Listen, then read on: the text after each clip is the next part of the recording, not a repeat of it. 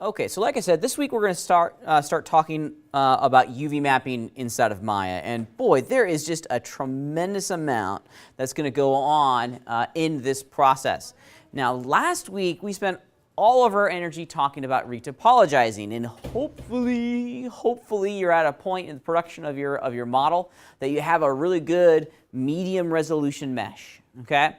Hopefully. Now, if you're not quite there yet, don't freak out. You still have, you can still continue to refine the geometry as you go along.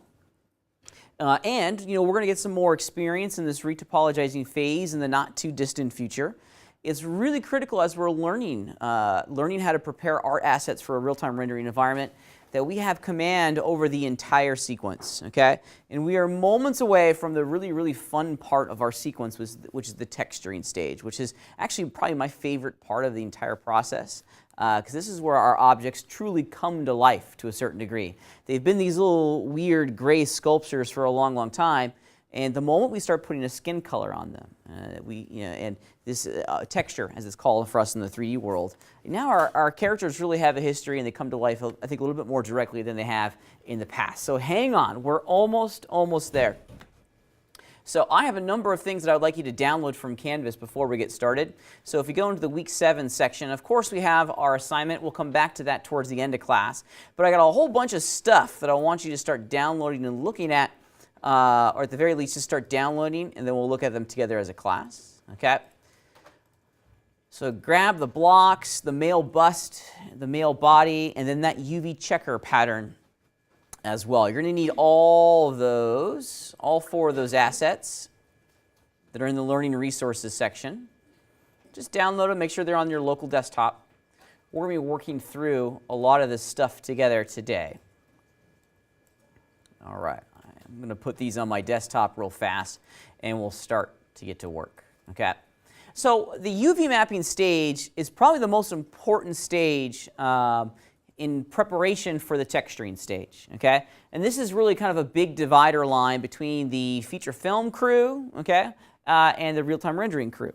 Those lines are becoming more and more blurred as our real-time rendering tool sets get stronger and stronger and stronger.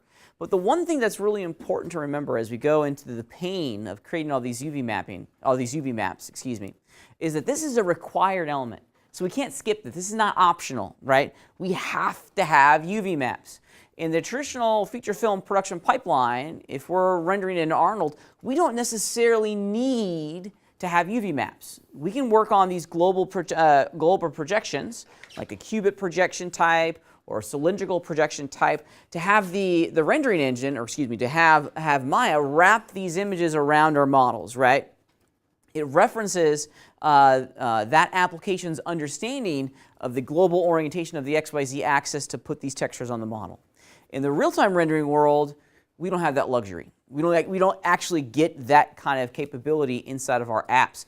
So thus enter UV maps. And UV maps are really a way for us to localize all this texture information into a 2D texture. And let me show you specifically what that looks like in here. We turn the lights off real fast and get started. All right. So I showed you guys my little Triceratop model that I'm currently working on. Okay, looking good. I like the direction that it's generally going in. Definitely not finished. It's got some pretty crazy topology around the face. Okay, in all honesty, I would call this a medium resolution mesh. I really would. Okay, but things are starting to look pretty good, and we're getting closer and closer and closer to the final asset here. But at this stage, I need to start creating UV maps. Okay. Now, UV maps at the core are really a 2D representation of our 3D friend here, okay? Imagine that we're trying to create like custom wrapping paper that's perfectly going to match the curvature of our mesh, okay? In the texture art world, the texture painting world, we're ultimately going to be painting on a flat surface, and that flat surface has to be shrunk wrapped perfectly around our model, okay? Another way to think about what a UV map is it's kind of like the pattern of a dress or a pattern of a shirt, okay?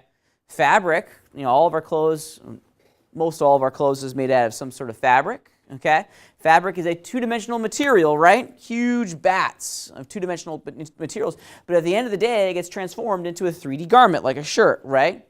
We're kind of doing the entire process of pattern making in reverse. We start with a three-dimensional object already done, like my dinosaur, okay? And then we reverse engineer it. We try to flatten out the model so it lies on a two-dimensional plane. And if you were making a garment, we'd start with a piece of two-dimensional geometry and then sew it into a three-dimensional form, okay? Once it's a flat object, we now can paint on it like a coloring book, okay? And we can paint specific information in specific spots. We're not relying exclusively on the global projection types of like the cylindrical or the spherical projection type. Now we're making custom localized texture information. So if I wanted to have, I don't know, like a Starbucks logo on the side of my dinosaur's face, right? The UV mapping process paired with our texturing pipeline allows us to put that specific information exactly where I want it, okay? So now we truly are creating custom textures for our models, okay? In the past, especially if you've taken GCOM 402, we've relied almost exclusively on the tiling texture pipeline, right? Just kind of wallpapering our mesh with just these seamless images, right? We don't want to do that anymore, right? We want local texture information that allows us to customize how the object is going to look. So, UV maps, that's the big benefit. Custom information, custom texture information. Here's what they look like, and we're going to go through this here in a second, okay? Okay, these are what the UVs look like, okay? Each one of these represents a different part of my mesh, okay? It looks a little strange, but if you kind of like blur your eyes a little bit, you can start to see this entire dinosaur unfold literally in front of us, okay? Here's the base, the majority of the Triceratops here in the middle. I believe these are the legs. This is in fact the head all flattened out, okay? And I think these are either the front legs, the back legs, I can't remember. The horns are down here, but it's a whole series of little parts and pieces, right? Your UVs, these patterns, are going to be a collection of what are called shells or islands, kind of interchangeable words, okay? So we're not going to have one UV shell that represents the entirety of the mesh. It's never going to happen, and that's actually bad practice, right? We're going to have a whole series of them, right? In order to flatten out, like the horns or the body of my Triceratops, I need to start removing certain appendages so I can iron out that mesh as best as I can. Now, whenever we have a different object, or excuse me, a different UV shell, let me just grab a couple here, okay?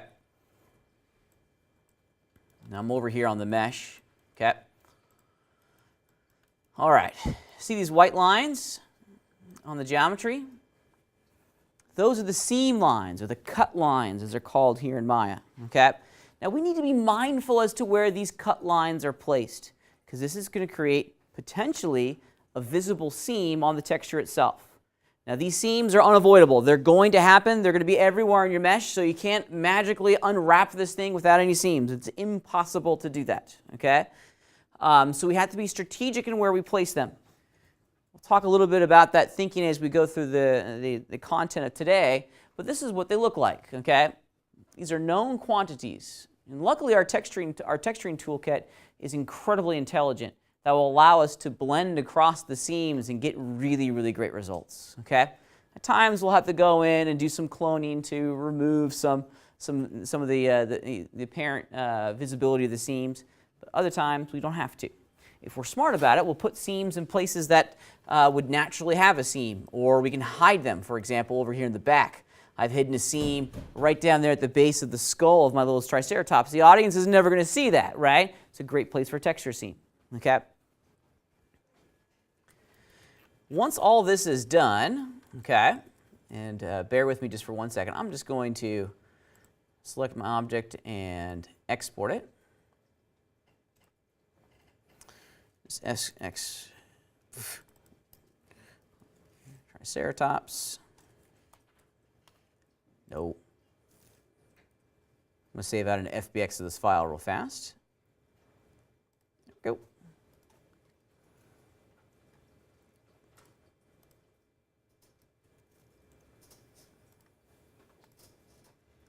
All right, so I got my FBX. Oops.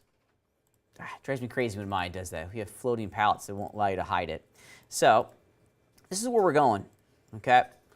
Next week, we're going to spend almost all of our energy in a program called Substance Painter, which allows us to take that completed model paired with the UV maps and start physically painting on top of it to create the textures. It's a pretty magical environment.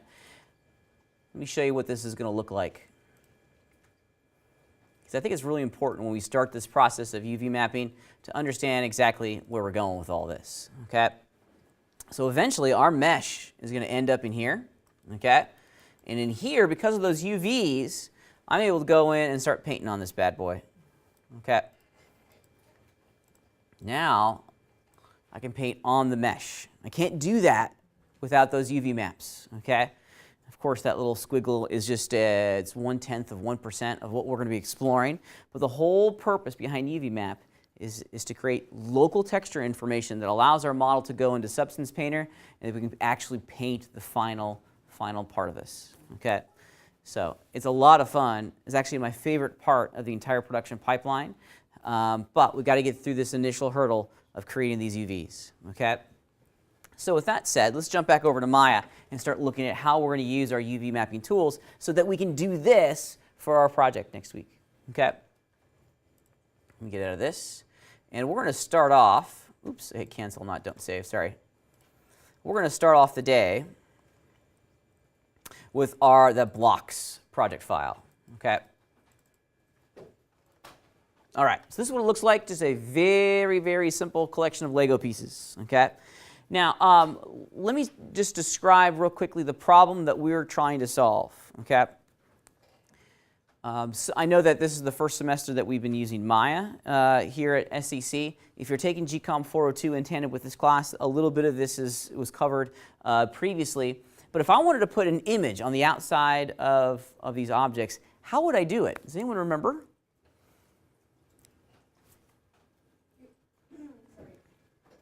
Wait, on the outside or adding it to the model itself?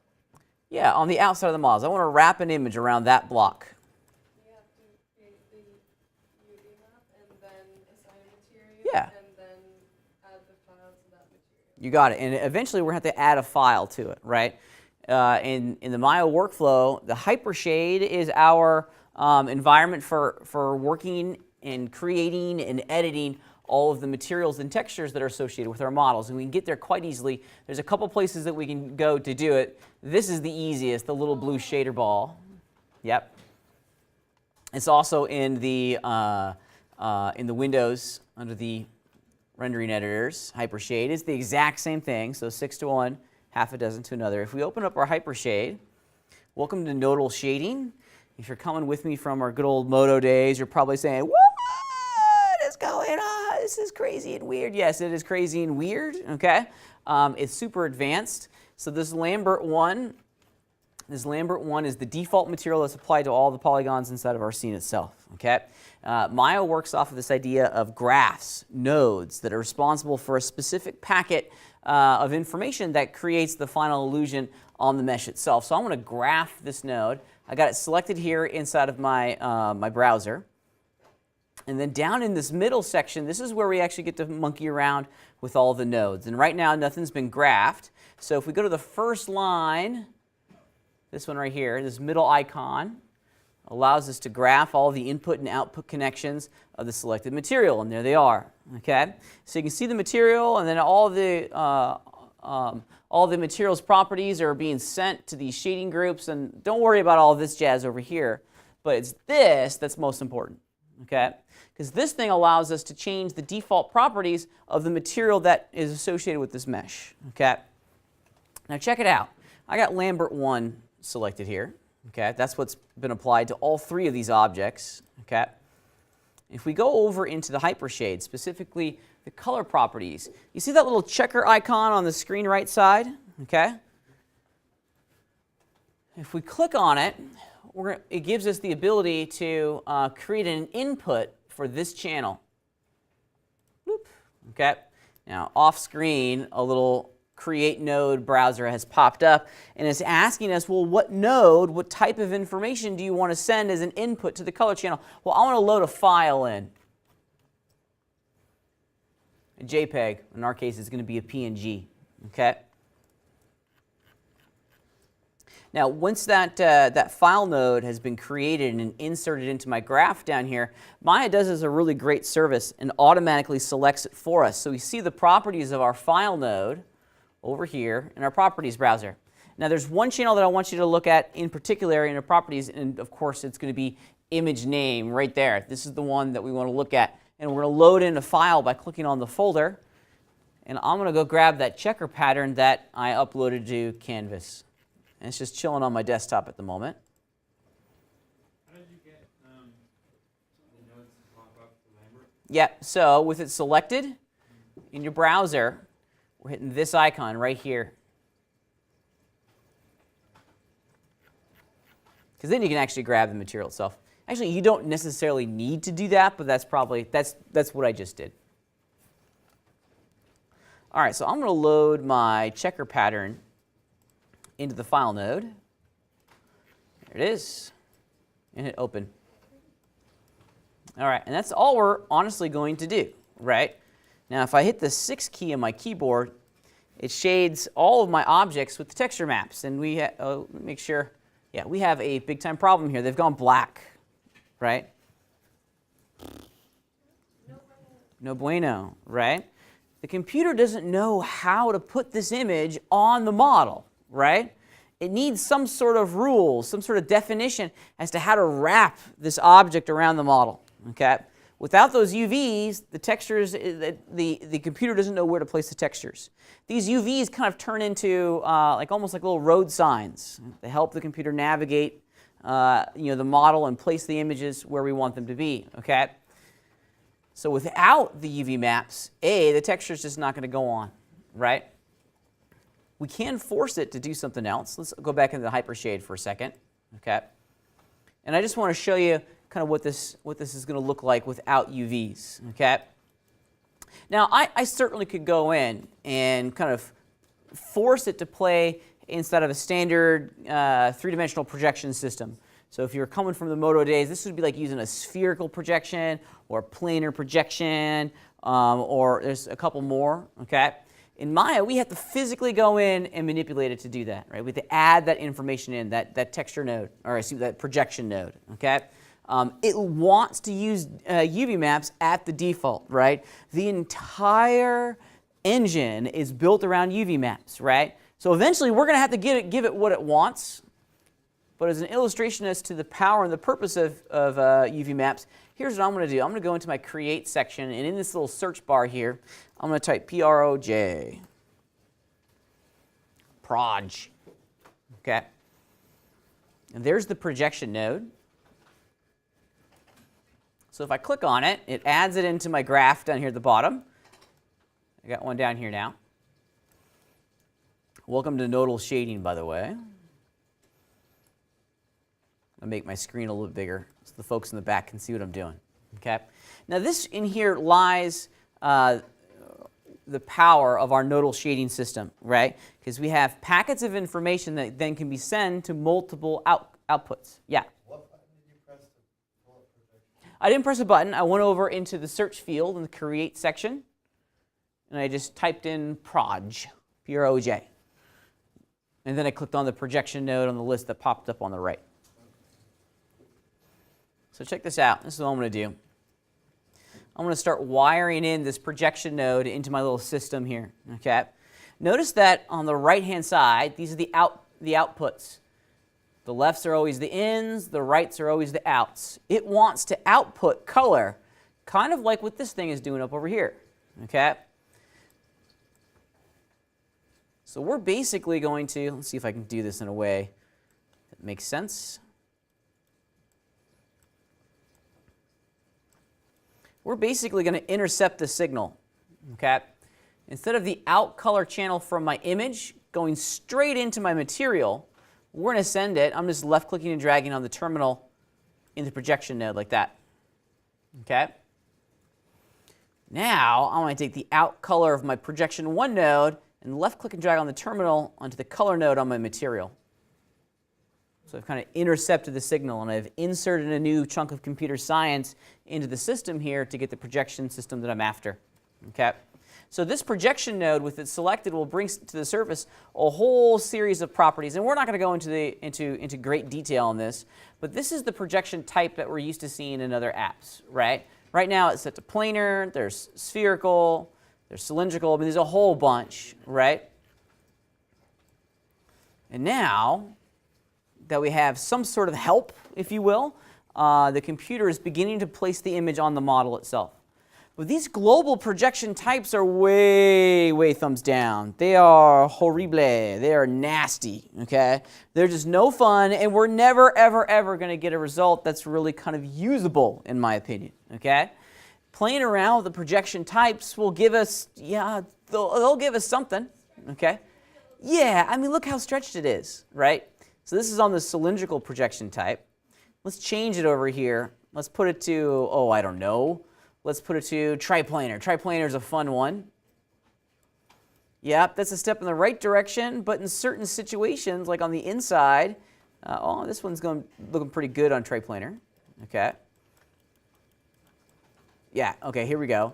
Check out this horrible seam we're getting right there. I'm not controlling that, and I certainly don't want to have a seam running down the outside of my mesh on the front, because our audience is absolutely going to see that, right? Larger point being, we don't want to use these projection types, okay? They're an unelegant way of putting images on our meshes. We can do better, and our entire system is designed to do better, right? This is kind of like the poor man's quick and dirty way of getting an image onto a model, right? But we can do better, right? We can do a lot better, and we should strive to do a lot better. So we want to create UVs. So I'm actually going to delete this projection node in my hypershade. This is just an illustration of our entire thing. So this is the backspace key, and I'm going to rewire my image node, the out color terminal of my image node, into the color input terminal on my material. Because it wants to use UV maps. I got the image node selected here, and check it out. It wants to use UV maps. Okay, the whole idea behind our texturing system in Maya, and in most apps for that matter, centers around UVs. So let's make some, okay? Let's get in and start making some. All right.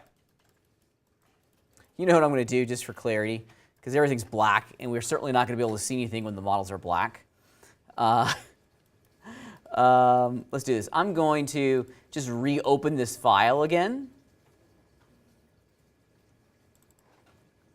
That way everything's nice and gray. So we've kind of just restarted over. Okay. So the way that we go through and make UVs for all of our geometry, and I think that's an important point to point out, every polygon has to have UVs. So you're not necessarily going to touch every polygon, but you are going to have to create some information for every polygon, kind of like how we worked with our retopologizing tools, right? This is definitely a hand-tuned process, okay? So what we're going to do is that we're going to start working with our UV editor and UV creation tools. Now Maya has a pretty cool little system here. If we go to I'm in the modeling pull-down menu bars, okay? If we go way over here to screen right, we have a UV pull-down menu at the top of the screen. And the first choice in here is the UV editor. Not the UV set editor, something completely different, but the UV editor, okay? Now the UV editor is going to bring to the surface a whole series of really great things, okay? So we have, of course, our UV grid. We have some UV tools over here. Our standard viewport navigation commands will allow us to zoom in and out of this grid. We'll talk more about this, this grid space here in a second. Yeah? Does it matter? Mine opened the grid with the path. And that's fine, because you still have that image inside of your graph. So it's putting that in there. Yeah, I believe that there is a viewport property that allows you to turn that off. It's in here somewhere. Oh, I believe it's these in here. Shade UVs. There is a built-in one as well. There is one, yeah. So you can turn the image off. I think it's one of these options up in here. Also look at the pull-down menus. You can turn the visibility of the image off to make it easier for you to do your work, okay? All right. So what are we going to do inside of this environment? Well, we're going to create UVs here. We're going to edit our UVs, and we're going to start to massage our UVs so that we get really great texture results. Okay? The first thing, I'm going to encourage you to use one tool today. Okay? Because we're going to baby step into kind of a really good comprehensive kind of repertoire, if you will, of UV mapping tools and techniques. Okay? Today we're going to focus on one, and it's the 3D cut and sew tool, which is awesome. And it's the only thing that we're going to look at today. Going forward in the future, we'll talk about other tools that will allow us to create UVs pretty quickly. But UV cut and sew is, or 3D UV cut and sew is awesome. It's a tremendous amount of fun, right? And it's really purpose-built for the organic workflow. Okay? The first thing that we need to do in order to use the 3D UV cut and sew tool is that we have to have UVs created, okay? Now there's a lot of really great tools for creating UVs in here. And I'm going to work on block 1 initially, okay? This little guy over here in the background. I would suggest that you take some inspiration from the labels of each one of these pull-down menus because they've organized all of our tools and our workflow, I think, quite nicely inside of this area of our interface. FYI, a lot of these pull-down menus are replicated in the tools that you see on screen right, all of this jazz. So here's all those exact same creation tools, just in a different kind of area inside the interface. So you get to pick and choose how you want to use the tools, okay? Since I'm in the menus over here on the right, I'm just going to create some UVs, okay? Now, the 3D cut and sew tool is going to give us the fine control that we need. But in order to use that tool, which is awesome, by the way, we just have to have some UVs created for this object, okay? So I'm just going to choose planar, okay? There it is. And now we have some UVs. I'm going to hit the Q key to drop the tool, and there we go. Now we just have some UVs. Like I said, it doesn't matter how they look initially. The 3D cut and sew tool is going to give us the direct results that we're after, okay? Now look very carefully where the computer placed this initial projection of all of our UVs. It placed it inside, or what's called the 0 to 1 UV grid. Okay? If you look very carefully, we're working on 2 new axes of information in this grid. It's not X and Y anymore. It's U and V. Okay? U is the horizontal, V is the vertical, right? The U and V texture grid is specific to texturing information, right? So we're never going to be plotting points in this environment along the X or the Z. It's always going to be along U and V, okay? So it's a brand new work environment, okay? Think of this like, have you ever seen any pictures of like a garment manufacturing facility, right? They have these huge long tables, right, where they roll out their fabric and they come in with these big rollers and scissors, and they cut out the patterns on these fabric. Imagine this grid like one of those gigantic tables, and we've just cut the fabric a little bit to match that shape. Yeah? So I've selected the block, and I've hit planar, and I hit Q, but it won't show that image. Okay. Were you in object mode when you did this? No, well, actually, yes. There's one selection. Oh, I need to be in object mode, right? Yes. Okay, that's what it was. I wasn't in object mode. Here we go. There it is. Yeah. As a not so subtle reminder, everything in Maya is object-based. Okay? Tools just flat out won't work unless you've selected the object first. So if something ever goes wrong, that should be the first thing you should go back and revisit. Was I in object mode? And if the answer to that question is no, boom, that's probably the solution to your problem.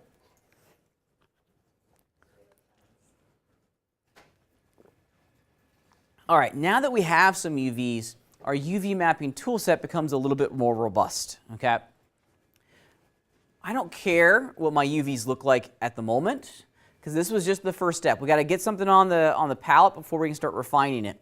Now, and this is what's cool, because this is actually, whoops, did not want to do that. Let me pull it back off. Of course, it's going to break my entire interface. Let me just reset my workspace real fast. There we go. All right. So like I said, I don't care what my UVs look like at the moment, because we're going to go in and we're going to massage them a little bit. We need to start placing the seams where we want them to be. I find that the auto tools, whilst they give you some results very quickly and they can be okay results in certain circumstances, the muscle that we want to build is custom placement of all of our UV seams. Because the auto tool set is, you know, I don't trust auto, right? I don't trust a computer because everything is contextualized, okay? When I'm modeling a dinosaur, you know, it's asking a lot of those auto tools to correctly unwrap the model in this, you know, the way I want it.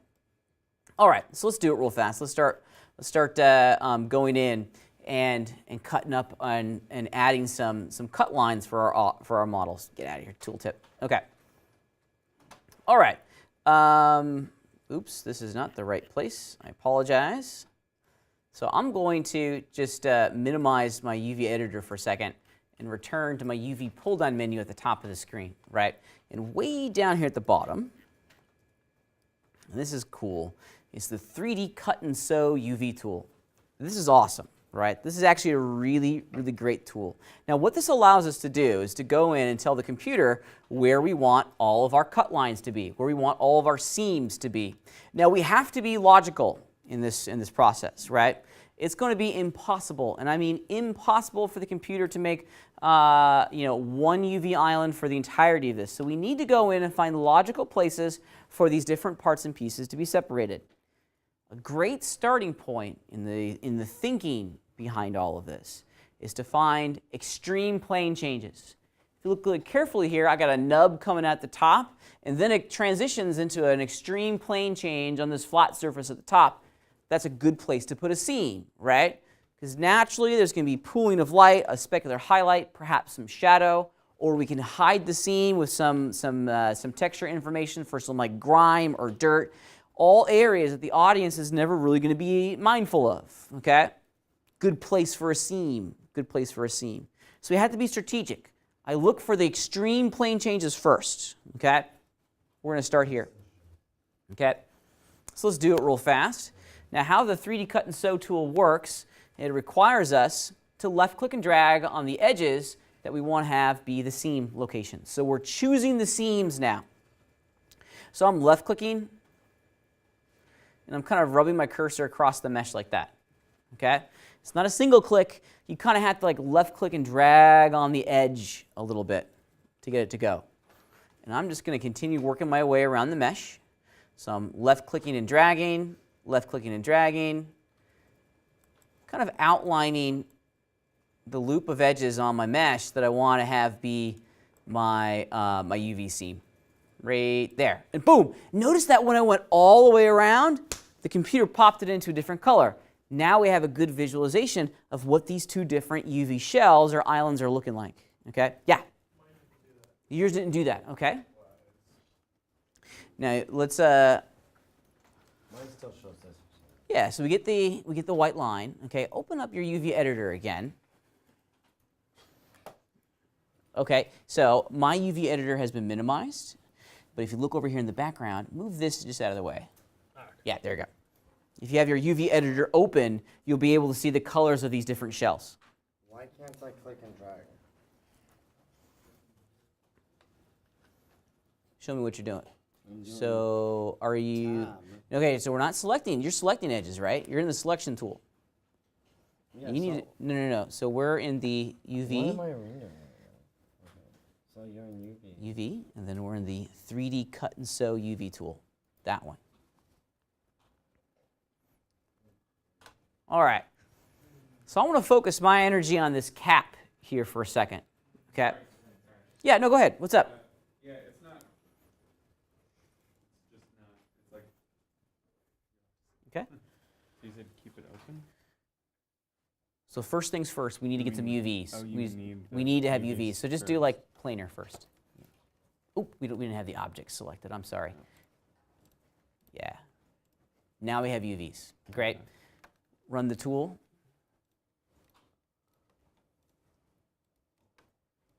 There you go. Yep. Now we're up and running. Yeah, the first part of this, and Styles just ran into this, we have to have UVs first. In order for the 3D cut and sew tool to work and do its magic, it's got to have some UVs already created for us. Okay. We're going to be fine-tuning all of these UVs regardless, right? So it's kind of lean into that idea, right? All right. So let's see what the result of that little operation was. Okay. So I'm going to go back into my UV editor, which I have, I believe, just minimized. There it is. Okay. Now, in the actual UV map itself, nothing's really changed, right? Nothing's really changed. All we've done is just told the computer, hey, this is where I want you to start separating these objects from each other, right? That's all we've done. We've kind of marked some edges. In order for us to physically start creating separate UV islands, okay, we have to utilize the unfold command, okay? And you can find the unfold command under Tools. Oh, not the unfold. It's Command U, and I'm having a brain fart. I apologize. It's under the Modify menu. I apologize. Not the Tools. It's Modify. Command U. Some of you had taken this class previously in the good old Modo days. The unfold command equals UV unwrap. They are in part the exact same thing. Okay? Although I'll be honest with you, I think the Autodesk algorithm is a whole lot stronger than the Foundry algorithm. I'm getting an error. Line 0, this command requires at least one argument to be. So we need to go in and. Show me the mesh. I'm also getting the same error. Yeah. Yep, got to be in object mode first. Now you're in the cut and sew tool, getting your selection tool. Drop it. Grab it. Now run. Yes, I know. What? Okay. Ooh, it's thinking about something. Crashed. Yeah. Let me show you what it looks like on my side. Let me just do it so you guys get a point of reference. Okay. Oops. I'm not in object mode myself. Let's get out of the cut tool. And I think this may be part of our process. Okay. I was in this tool, right? You need to be back in the selection tool for the unfold command to work.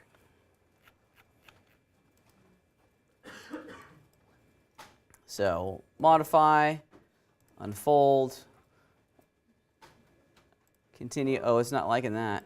It's about to crash for me too. It crashed. Okay. Awesome. Is this how it's supposed to look? Yes, that's exactly how it's supposed to look. Okay. Yeah. I was like, this is weird. All right. Let's see if we can figure this out. By the way, All right. the unfold command is right there on the UV toolkit too. Yeah, it's over there on the right as well. 6 to 1, half dozen to another. It's identical. It's the exact same thing. Let's see if we can figure out the delta. What's different about this?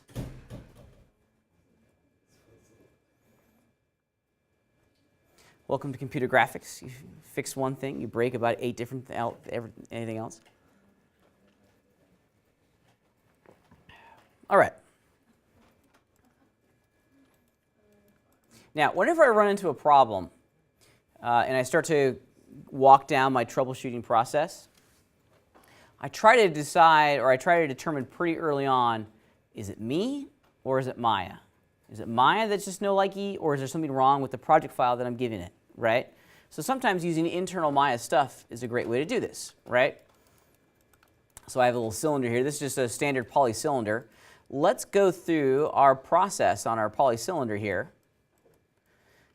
I want to delete all these UVs, by the way. So the base geometry in Maya comes with its own UV map. It does, yeah. I'm going to grab all that and then just delete it.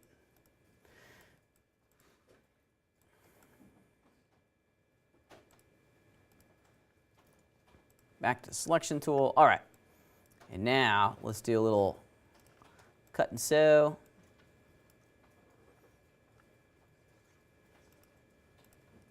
Excuse me. I'm in polygons. I don't want to be in polygons. There it is. There's that one. It's going to do this real fast.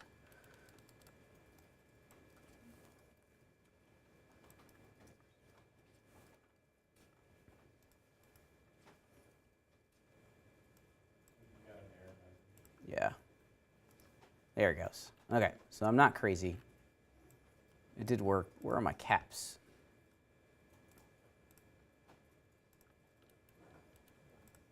Did not seem to honor what's going on.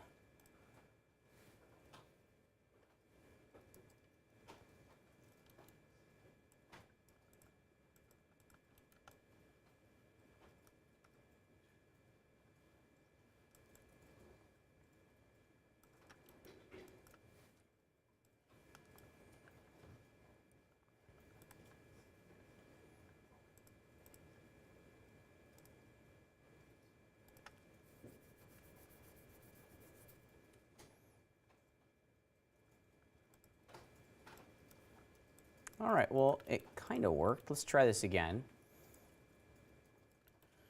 I'm going to go back into my UV cut and fold tool. Let's see what I get now.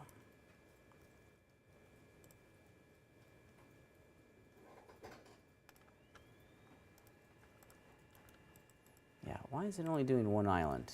Let's see.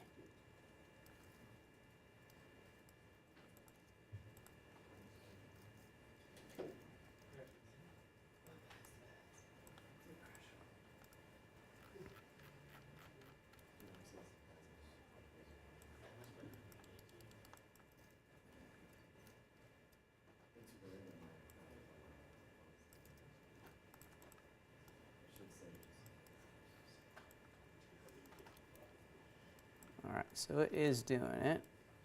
What is going on? Let's see if I can figure this out real fast. All right, so it's definitely not Maya, it's me. Let's go back to our blocks and see if we can get something working here. Okay, let's triple check, make sure nothing else going on with this object that would influence, yep, I think we're good to go. Influence its construction. I'm going to work on a different side of the mesh real fast and see if we can figure out why it's choosing to not cooperate. Okay, so there's just some really fast UVs for that shape over here. Let's go back to our 3D cut and sew tool. Got to be in edges to do this.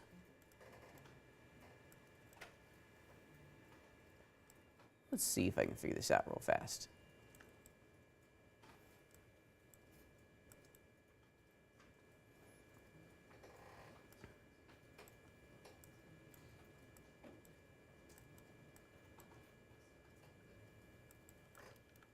So what I'm going to do is I'm going to try to pop each one of the sides of my little surface here into its own shell. I'm surrounding each planar face with a boundary. Yeah, there we go. The fact that it went orange is a good color, or a good sign.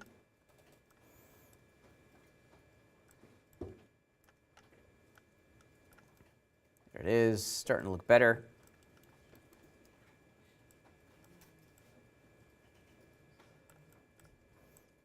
Here's a great trick, one that I honestly love when it comes to working with this tool. Yeah, so this was part of my problem. I didn't see that it did all this jazz earlier. Let's see if that works. So a great trick, and this is going to be super, super helpful, okay? The shift key, okay? If you just simply left click and drag on an edge, see how it adds it into the seam like that? If you hold down the control key, it subtracts it, or sews the seam together if we use the Autodesk terminology, okay? But see how I got this kind of nice big run down here at the back? I can hold the control key, but if I add the shift key into the mix, now see how the selection engine kind of runs down that selected edge loop? It's a nice little time saver. So holding shift now. Let's see what happens if I cut all this up like I normally would. I'm wondering if the crash was really a result of not having enough seams in the mesh to give us what we're looking for.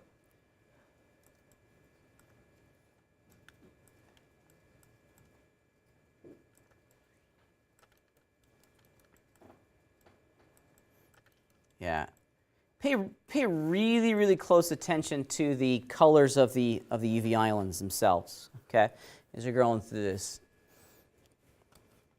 If you establish a boundary, like on the top, for example, and it doesn't change color, explore that, investigate. Okay, I'm going to get out of the tool, go back to my selection tool, hit F8 to go into object selection mode, and now with this object selected, let's run unfold. There it is. That's actually what I was expecting to see. Okay. Okay. So it's not the model. It was a part of that earlier operation. Maybe we didn't have enough seams. I bet you anything it didn't have, because this is what we had earlier, right? So earlier when we were doing this, okay, we were just working on that top cap. It was probably trying to unwrap the rest of the model as one seam, and it went, I don't know how to do this. Crash. That's my guess. That's my guess, okay? So let's continue this process. Let's go back into our UV editor. So, Pat, Yep. you said they were supposed to be showing up as different colors. Yes. I'm like, it's all showing the top part sort of showing up as green. For some reason, my block still has those colors. Yeah, so I think it's you have that checker pattern on your model. Yeah, I'm ignoring them for now. Yeah. But the block itself on top, like if I select the 4 edges, Uh-huh. it's still popping up green. Yeah, continue cutting it up. Continue cutting it up. That may help. And I ran into that problem here a second ago as well. I didn't get the result that I was after.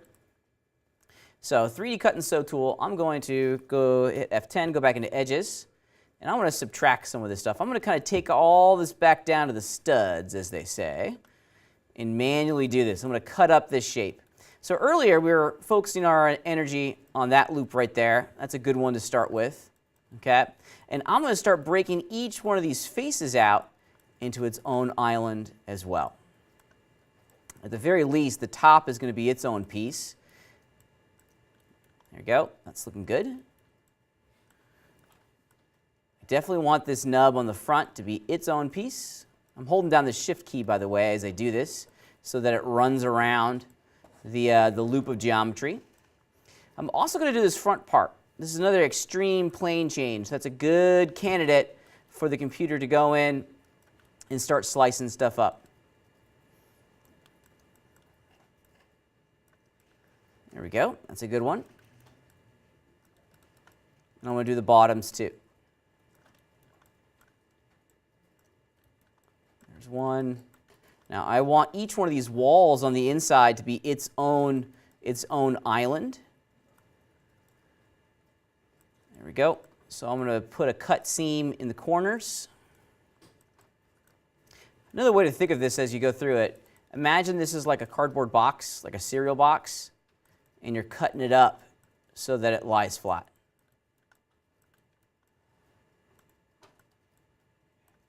There we go. That one's good. Left click and shift.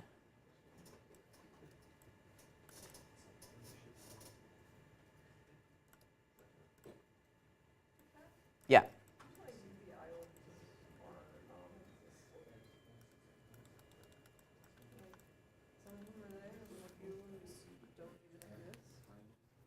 Like this top circle.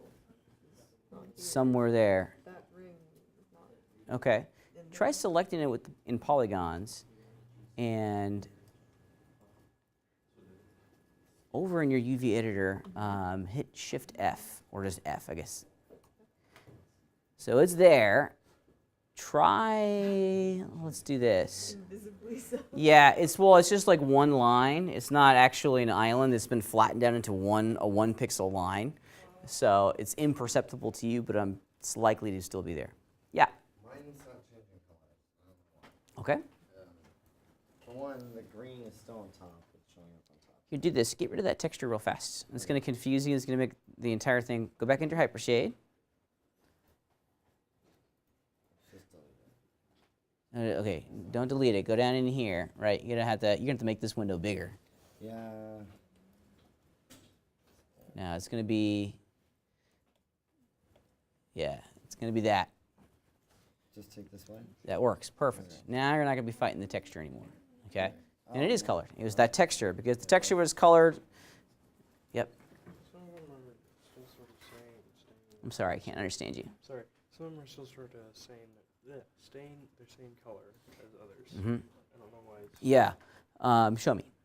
like inside here is green, this is green, that's green. I think that's okay. I think that's okay. Such a blue. Yeah. I think that's okay. Okay. Keep working. Keep working. Got like 2 or 3 spots where I'm not getting color shift. Okay. Gone and tried to cut the corners. I'm still not. In here is one really the only place I'm like a little concerned. This cap, and on the other side it's staying green as well. I've tried cutting down the corners and cutting across. Right. What if we cut this way? Oops. Oops. Didn't do too much. Just right there. Oh, not right don't. there? Yeah, just right there. Okay.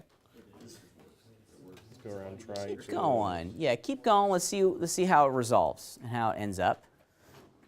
Unfold it real fast and see what you get.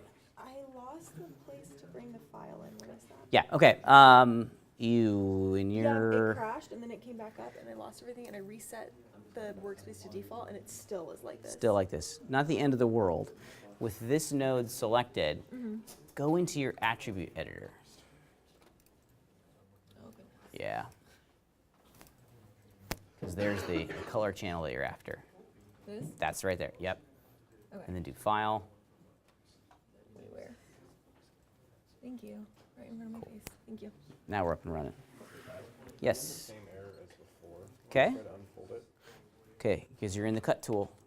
Got to get at it. Yep. Go into object mode, select it. You're in. Yep. There it is. And now I can Okay. move these out. Yep. You got it. So, yeah, Emma. I kind of missed the beginning part of All right. make it UV. Yeah, so super easy. Go into your UV editor. And then in here, someone's changed it a little bit. This is supposed to be docked over there. Put it like right. Perfect. Great. And what I do is I just go create and then just do cylindrical.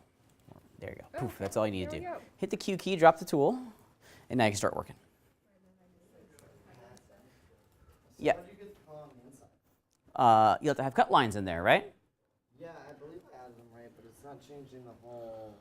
Did you put cut lines down here? So on the, yep, that's good. And then you'll need another one up there. Right here? Yep.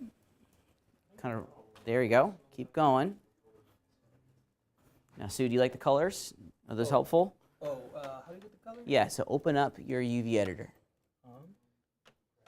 There we go. Oh. And what I do is I either kind of like hide it or like I minimize it just so I keep the colors in the viewport. So you got to keep that open for the colors to appear. Bingo. Yeah, it's kind of, admittedly, Maya is really built for like a 2-monitor kind of environment. Yeah. Yeah. Yeah, go ahead. Is there a way to snap them out of, into like a? Yeah, you're in the right area. Yeah, this is just flattening Yes, it is in here where you can align it. Oh golly, I gotta remember. It is in here. Let me help you out. Hold on one second. Did you figure it out? It's arrange and layout. There it is. Yeah, what you got? I'm on object mode and everything. 'Kay. I select it, but Yep. I keep opening the UV editor and nothing pops up. Well, that's because we haven't created anything yet, right? Yeah. So we got to create the UVs. Just opening the editor doesn't create the UVs. So with it selected, yep. Yes. So this is the environment to create the UVs. So you go over to the create section. And then just do cylindrical. There we go. Now we can start going in with a cut tool and highlighting the edges to pop out the different pieces onto the seams. Okay? And you can find the cut tool under the UV pull-down menu. So not these. I wouldn't use those, yeah. I've got an invisible.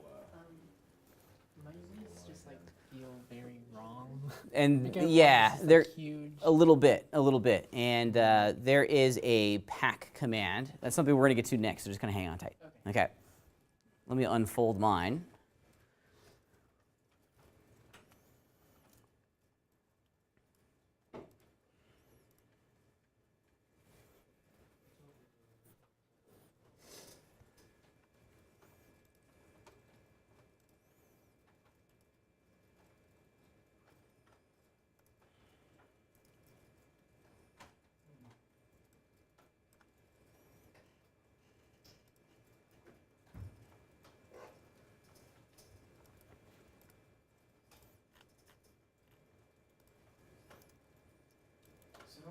colors are we supposed to have? A lot. I have a lot. Yeah. What do the colors represent? Each side. Yeah, or just a separate shell, right? But I'm trying to separate the sides, and some of the colors are still popping up. That's fine, because I have that same thing. I have a couple that are purple. And this is the kind of the weird thing about how computers work, especially when we get colors that are associated with data, is that to the computer, these are probably different color values. This is like 10, the next one's like 9.9, and the other one's 9.8. To us humans, it all looks magenta, but to a computer, they are different because they are slightly different numerical colors. Okay. And then why is my island popping up? Hang tight, we'll come back. We haven't gotten that far. Okay. Yep. So I went ahead and sliced everything, Great. but I went to unfold it and it won't unfold. Say again? I went to unfold it and it won't unfold. Why is that? What tool are we currently You using? need to be on object mode. Oh, right. And, well, most importantly, yeah, you need to be in the selection tool. There you go. Now unfold it, see what you get. What you got? Do you need this line here? Can I get rid of it? Yeah, no, this line we can get rid of. Yep. All right. Yep. I can't unfold this thing. Look what tool you're in. Yeah, you got to be in the selection tool for it to unfold. And then object selection. Yep. Very good. Cool. All right, so a lot of you guys are getting to a point now that we need to start talking about the next step. Okay. And this is an important next step. I've unfolded mine. It's not perfect, okay? You're going to have to refine these islands as you go. So I cut mine up. This is kind of like my first pass, if you will, and I'm going to do an unfold, okay? Or I just did an unfold, okay?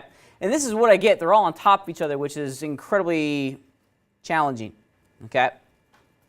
So there's a couple things that we need to do in here to get all of these kind of separated out. You could go into your selection state, right? This will allow you to select the individual UVs. This one over here will allow you to select the individual UV shells. So you could go in, select these parts and pieces, and start moving them away from each other. I mean, that is totally allowed, right? You are cool to do that. Just to kind of get a good spot check on how this is working. Clearly, I messed up. This is a good indication of where I messed it up. Yep, I messed up big time. I need an extra seam in here. So before I go any further, I'm just going to add that seam back in. F11 to get into edge mode. F10, excuse me, not F11. There we go. And now I'm going to recut.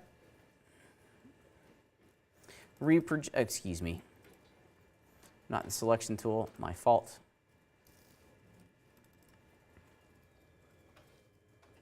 There we go. Ta-da! Okay. So how did you fix that? So yeah, check it out. This is why you have to kind of look at what you're doing, and yeah. So if you look at mine, what happened? Let me just go back in time a couple steps. Yeah, I didn't have this island here, and I'm going to hit F11 to go into my polygonal selection state, because now we can see quite directly which polygons have been kind of unwrapped oddly, right? And it's all the polygons that kind of go around the circumference of this first block, right? And this is the result that we're getting, which is not hot, okay? The computer's failing quite directly at knowing how to unwrap this in a way that makes sense, okay?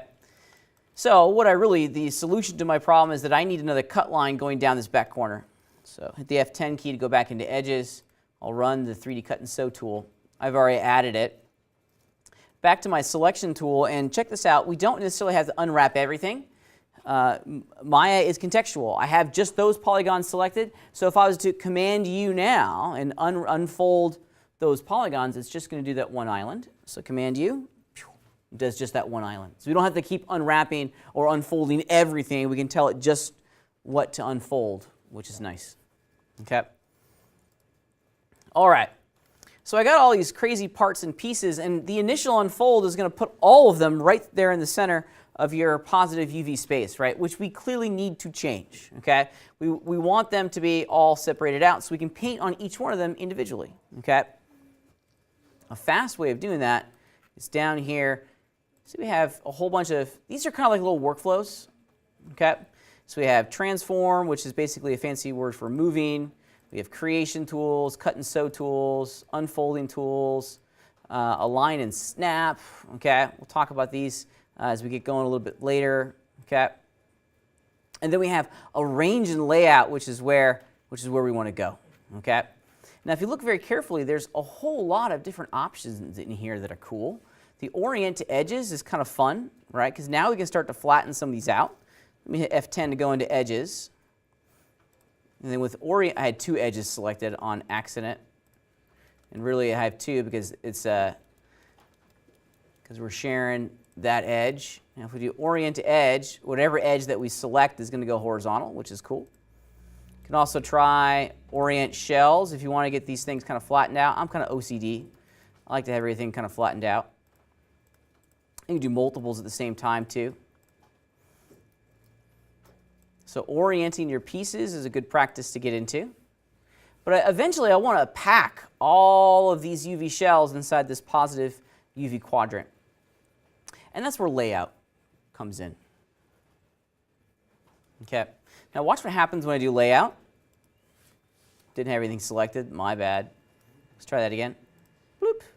See how it puts all of it inside that positive UV quadrant? This is what we're after at the end of the day. All of our UV islands packed nicely in that 0 to 1 UV quadrant. Okay? Does it matter about the order? No, doesn't matter. Doesn't matter about the order. Now, if you spend some time orienting your shells, the pack result is going to be really, really good. Okay? You're going to be a little bit more efficient with your use and application of this positive quadrant. So I say orient it a little bit. Okay? Spend some time just making things are going left, right, up, and down. Okay? Yeah. Yeah, well, yeah, and to a certain degree, layout is doing that. It's honoring the textile density of each one of these islands. Say again?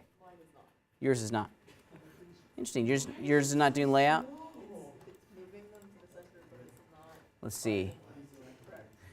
Let's confirm that, and just need to get in touch with what I have here. Okay, let's see. Yeah, you're right. No, you're right, and I think I misspoke. Actually, I know I misspoke.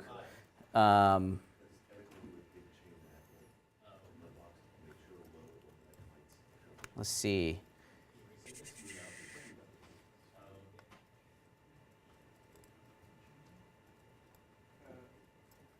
Hold on 1 second, please. I'm answering a question.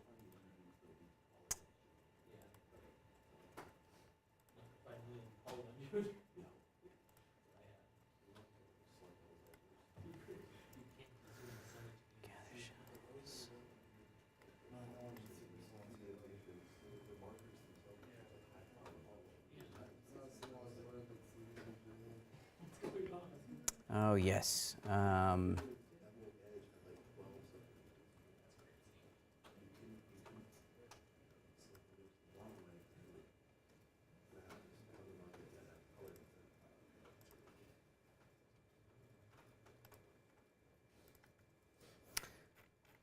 Maybe the scale mode. I'm looking at the tool properties for layout, specifically Indigo. And I need to, let's go back in time a couple steps. Okay, so here's kind of a great trick. If you'll hold down Shift and click on any tool, look at its tool properties.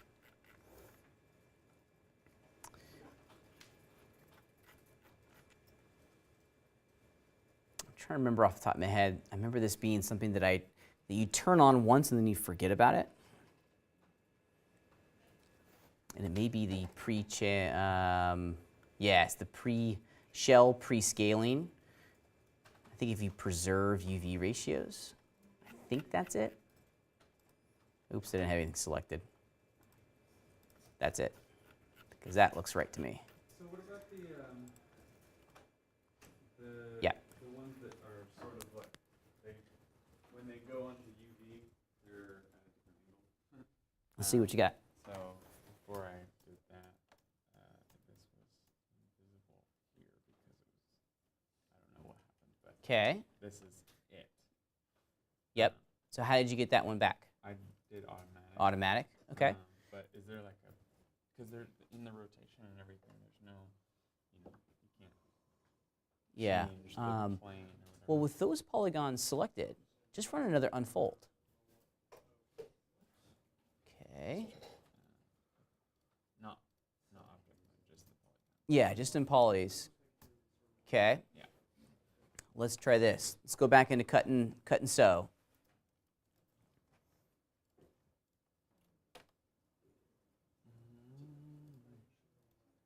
Now add an edge right there in the corner. That one. Yeah, you have to kind of drag on it a little bit, Oh, so it's until it not- goes okay. white. Now try unfolding it. See what you get.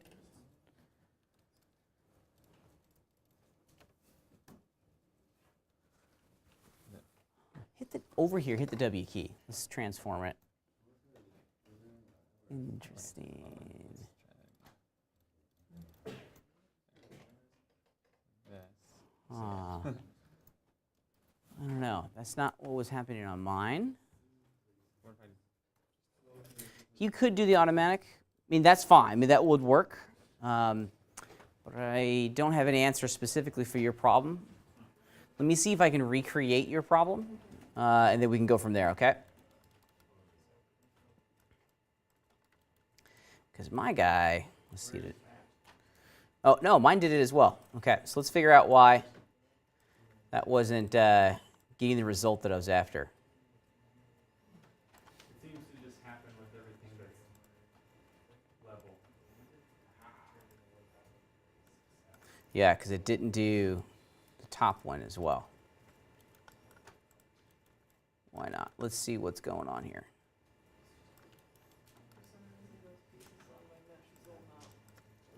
They will not UV. Yep. See if we can figure it out real fast. Could be a history thing, you know? Let's try this. Whenever I get problems, I clear my history.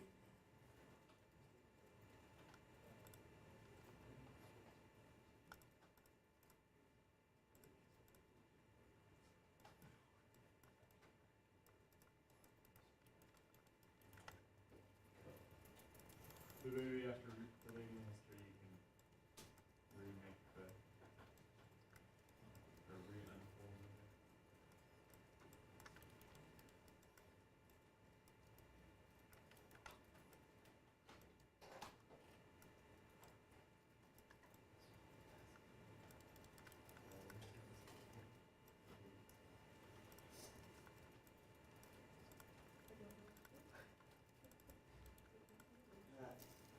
Hold on a second, I'm trying to solve a problem.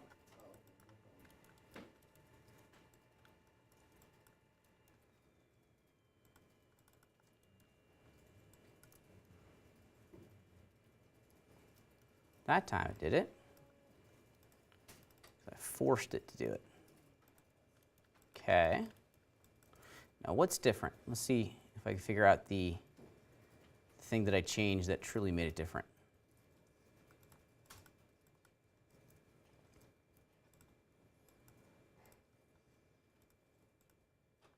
Okay.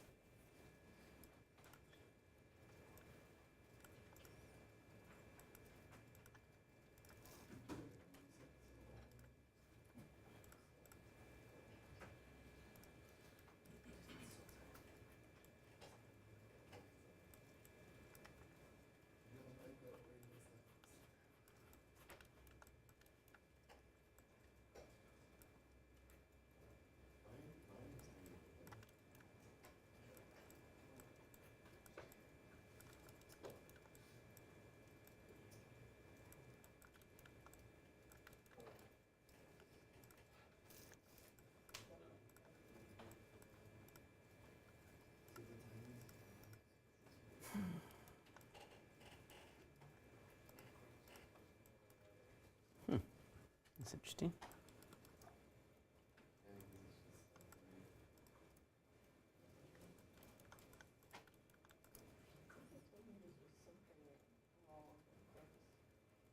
Could be the geometry. You know, these are old projects. Could be the geometry.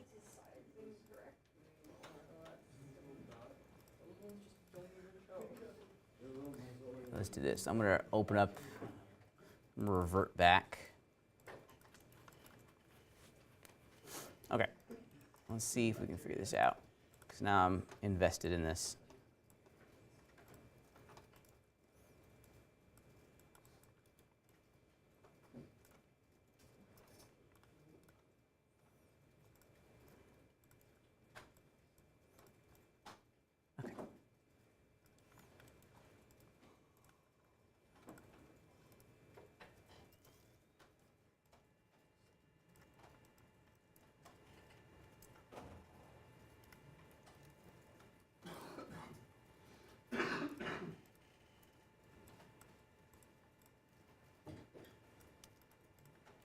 Okay, so that one's good.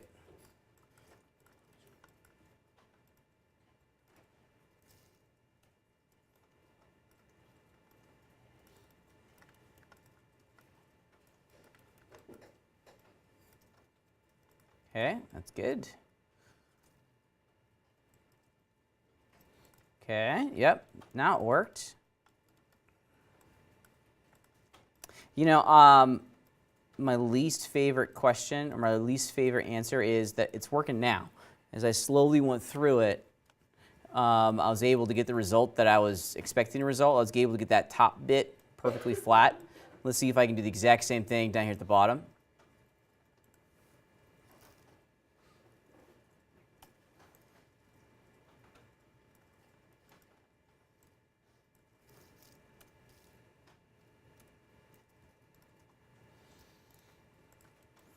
Okay. Let's try running up the back. Oops.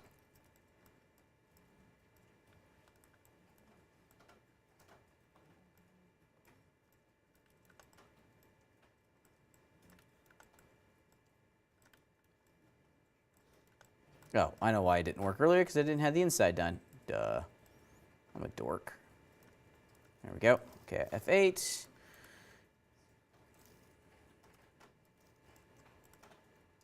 Yeah, okay, so now it worked.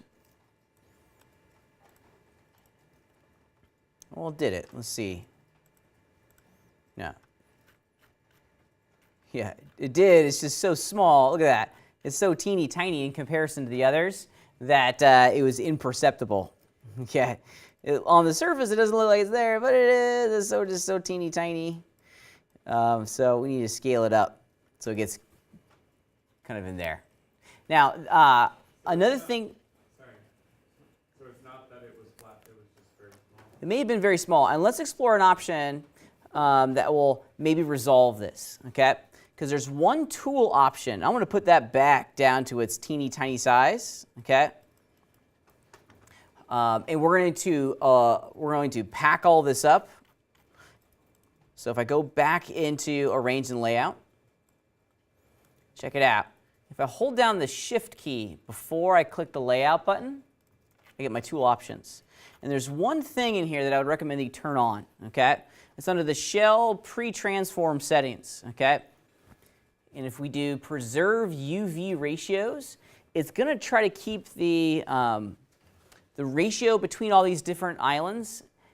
It's going to try its best to match the size of the islands to the size of the polygons on the mesh, okay? So I'm in the layout options. So if you hold down the Shift key and click on the button, what you want to do is the Shell Pre-Transform settings.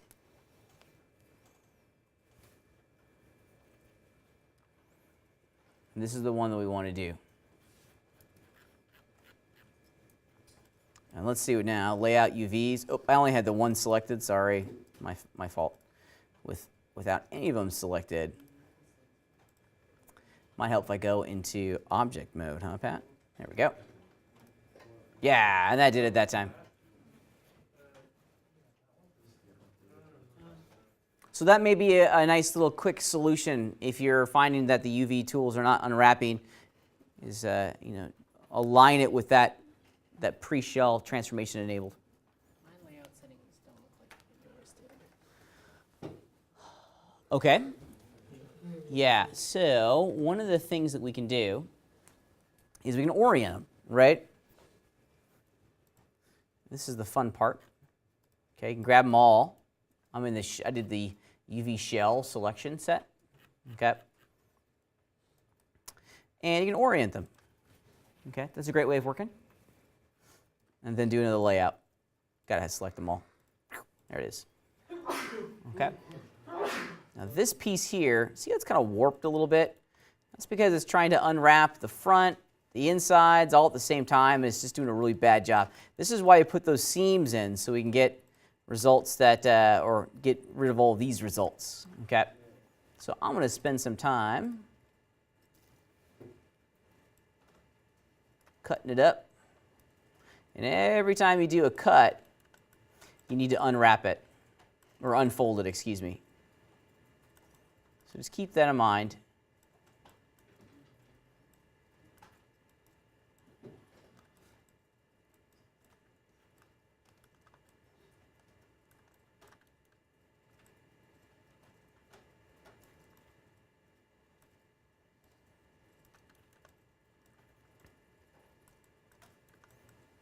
Imagine these cut lines as like the surgeon's scalpel. We're cutting the UVs right where these lines are.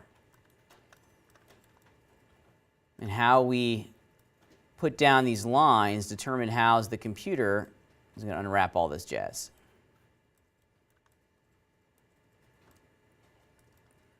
Okay.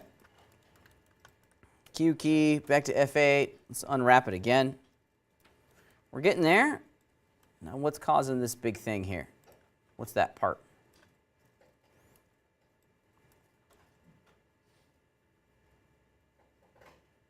Oops, yeah, I got some oddness in here that we're going to try to solve.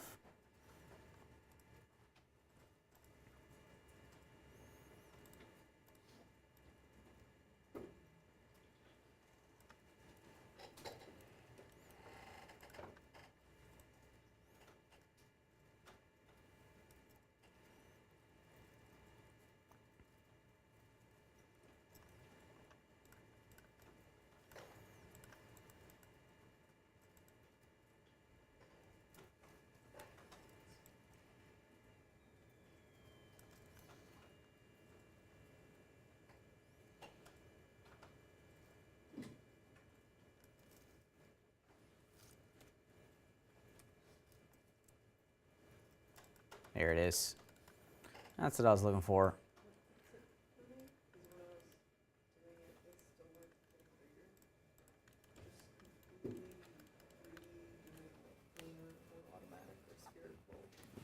Then it did it. Yeah, you know what could be happening is that UVs weren't initially created for those areas when we did our initial blast, or that first UV creation. Yeah. Yep, I think I have all of mine working now the way I want them to work. Okay, so this is absolutely an organic pipeline, right? It takes a little bit of trial and error, a lot of experience to get good at this. Here's a suggestion, okay? I got some UVs. I want to plug that checker pattern back in and see how they're working, okay? The only way to know for sure if you're getting a good distribution of UVs, we're not getting any weird warping and so forth, is to put a texture on there. The checker patterns are great because they allow us to very quickly see if it's working or not. Okay, so I'm going to go back into the hypershade. I'm going to regraph that material again.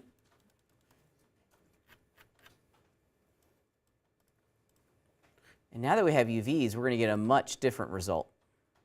So import the image from our desktop.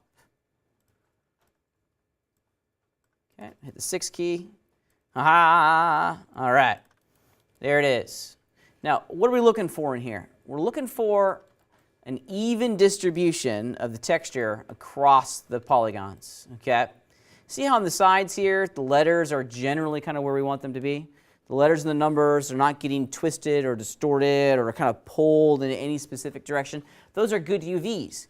If we compare what we're getting here on the sides to what we're getting here on the top, this plane in here looking pretty great. However, all the polygons going around the outside, yeesh, we're getting some really big pulling and distortion in the image along that part of my mesh, right? The UVs are directly responsible for that. So in those areas, we need to come up with a different solution, right? We need to come up with a different recipe for those UVs to eliminate all of that texture stretching, okay? Here's one technique that I've learned over the years, especially with working with cylinders, and this is a starting point, okay? Let's return to the UV editor once again. All right. And let's get to work. Let's find the shell. There it is. Okay. So look at the shell. And with the image behind it, you can probably start to understand and see why that texture is getting warped the way it is, right? In every sense, what's underneath the UV shell is going to directly determine how the texture shows up on the model itself, okay? This is absolutely a what you see is what you get, okay? So instead of having the polygons wrap around in a circle, what would happen if it was a band, okay? Just a straight strip. So we can change the formula, if you will, for this part of my mesh to get a different result. Now to get a band of polygons in there, let's return to our cut and sew tool. What we're going to need to do, F10 to go into edges, we're going to need to define the boundaries of that band like that. Okay, another cut edge up at the top, and I'm going to do another one right down here in the middle, okay, on the back. That way that strip is going to get unfolded and lie flat on my grid. Q key to drop the tool, F8 to go back into object mode, and let's hit Command U to unwrap it, and voila, now we're starting to get there, right? A little orienting and some realignment will get us where we want to go, okay? Let's repack it with the layout command. It might help if I selected my UVs first. There we go. And now let's look at how the texture is being wrapped on the mesh. Yeah, that's much, much better. We're getting a new seam, but you have to pick and choose, okay? Do you want a seam or do you want a lot of distortions? This is something only you and your model can really determine. Yeah? You lost me at edge loop. I got the edge loop, but I don't know where you went from there. It's just a bit fast. Okay, let's take a look at where you are. I'm at the edge loop, or I made the edge loop. Ah, yeah, so the other thing that I did is that when you're trying to get bands, imagine that this is a cardboard cylinder, right? You know, the edge loop around the top is going to allow you to cut the cap off, but how are we going to get the rest of the cylinder to lie flat, right? You have to cut a line down its spine to do that, and that's what I did. Let me go back into my UV tools, and you can see. It's right there. I just had an edge, a cut line right there in the back so that that poly strip would lay flat. How did you throw the checker pattern on the UV editor? Yeah, so what I went back into the hypershade. I found my material.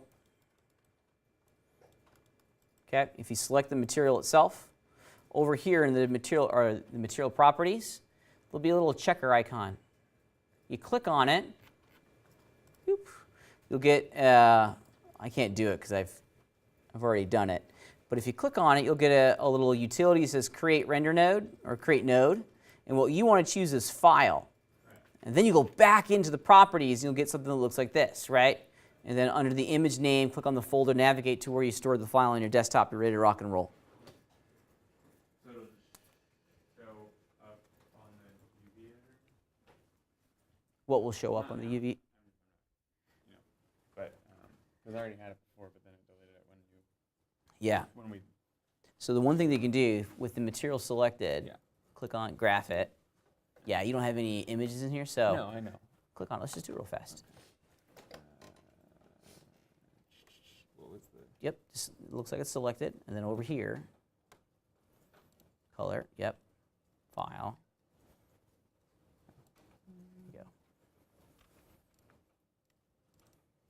Cool. And now that's all you need to do. Close the hypershade and hit 6. There they are. Wonderful. Question? Not yet. Yeah. Check this out real quick. Okay.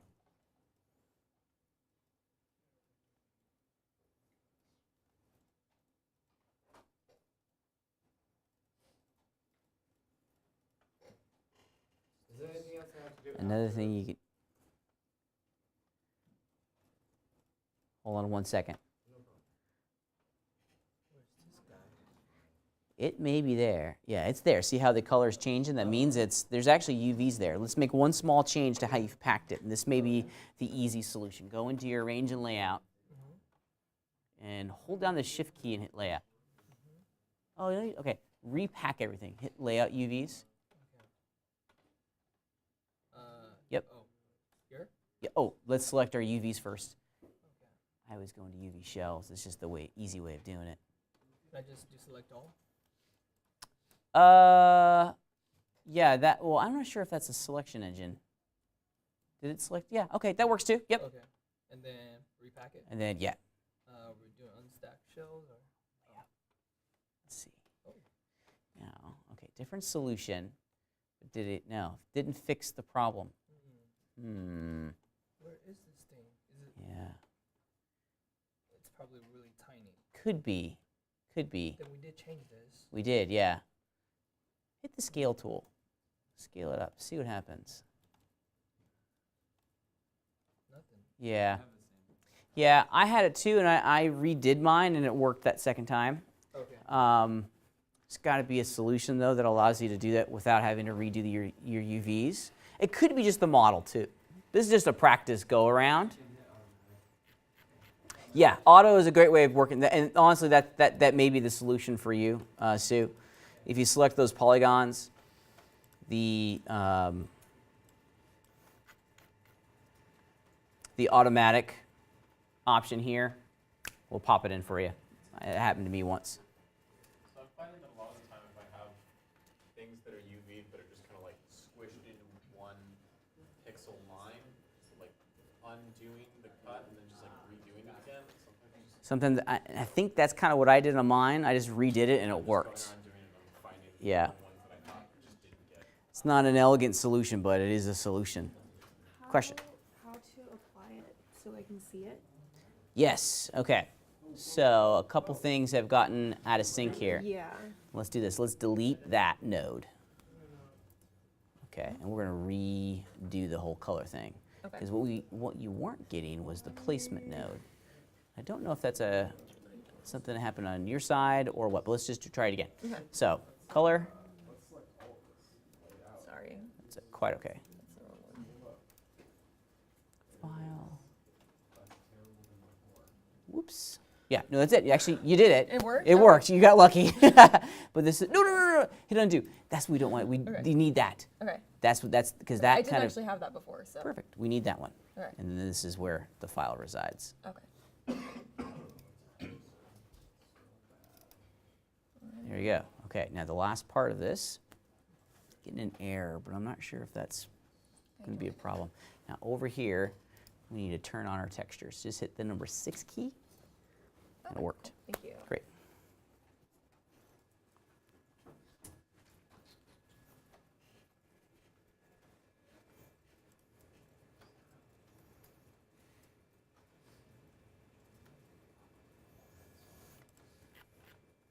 Yeah. So if we have a UV and it's isolated from all the other faces that we want it to be isolated from, and then we put cut in it, try to get it, and it just sort of Wigs out. it's real mangled. Yeah, it may be this. So I added Cut that there. because I had a separate issue. Okay. That we can go through and maybe it'll fix itself. Where can't hit F11. Forgot to do change. It's just gonna show me my desk. So I have this unfolded and Okay, zoom out. but I'm just getting Yeesh. another Yeah, sort of that's not mangled so hot, huh? shtick Run the automatic creation tool. on just this one. Yeah, Where's that? it's under the create section. Okay. That's actually interesting.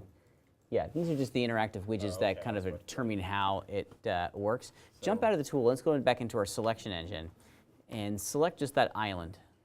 Just And I think it, yeah, I think, this. what is that? Yeah. It's a good question. Over in here, fire off the move tool. It appears to be this bottom panel. Be sure. Okay, yep, that's pretty conclusive. So maybe it's something with this. Yeah, it could be that edge there. Maybe there's a,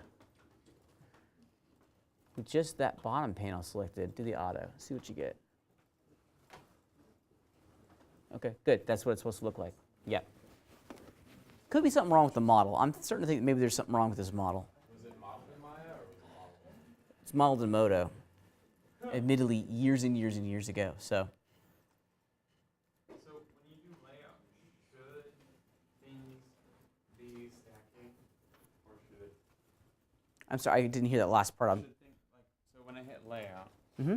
I have things that are stacking. Oh, okay. Let's get rid of that. If you hold down and turn off your symmetry. Yeah, okay. Now, hold down the shift key and click on the layout button. Okay, now, a couple things we should change in here. See what says shell pre-scaling? Turn that on, preserve UV ratios. Okay. That should stay off. Pack together, non-overlapping, cool. Hit layout UVs. Now that's interesting. That's very different. Double click on that big one and move it out of the way. Something else is influencing this, I think. Everything else is pretty good. Pretty okay, yeah. Oh, no, there's two here. There's a tool property in here that has gotten broken somehow, and I don't know what it is.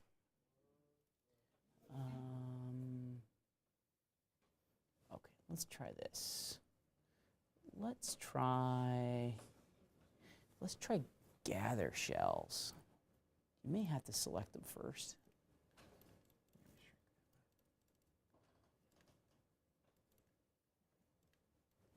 Go into your shell selection state. See if that makes a change. Yeah. Oh, just click. Yeah. That did it. Yeah. Right? Did we get them all? No, I mean, it's still, yeah. they're overlapping. That's actually not unsurprising. That was what I was expecting to see. Okay. Now try layout. Oops. That's. Nope. Huh. Okay, there's a tool property that I think that will allow us to force us to do that. Let's see if we can see what that is, styles. Okay.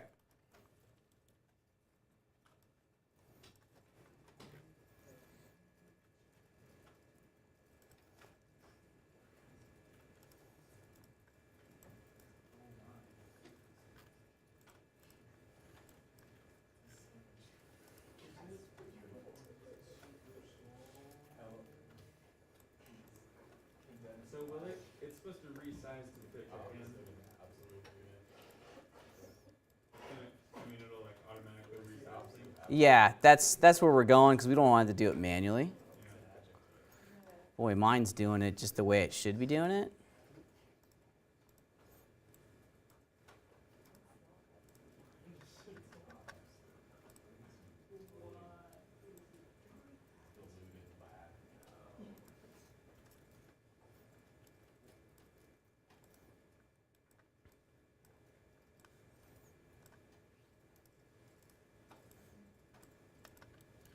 Yeah, I'm not sure why we're getting something different.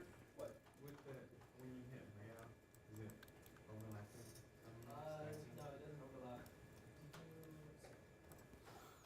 Let's see. What could be causing it to overlap? All my stuff is apparently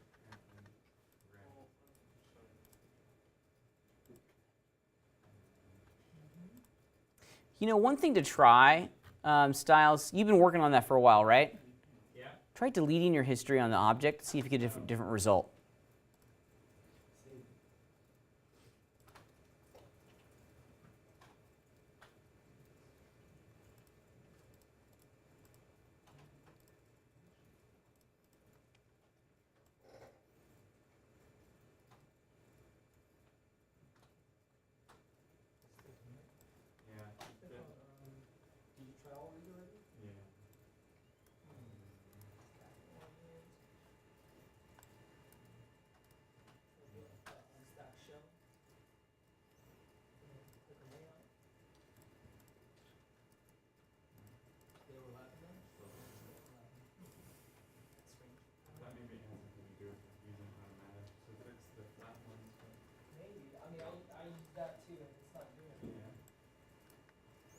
Yeah, I don't know. That's a good question.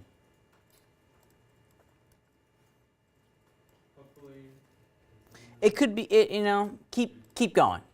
Keep going. I think at this point we're just trying to learn the process a little bit.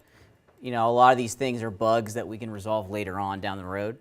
You know, the alignment tools are great, but you know, sometimes or the layout tools are great, but sometimes if you just have to manually do it, you have to manually do it. Yeah. So I've got, they're hiding, but I got all of my UVs Mm-hmm. good. Great. It's been like an hour and a half since we put on the texture. Right. So Super lost easy. track. Let's do it. Okay, so got this in here. Map it. Bingo. So Did you click on that middle button? Yeah, there we go. there we go. Okay. Yeah, I would just make the screen bigger or that window bigger. There you go. All right, so over here in your properties, click on the little white checker that says next to Right, color. And then File. Right, there we go. Cool. It's already selected, which is great. So in its properties, yep. gotcha. Okay.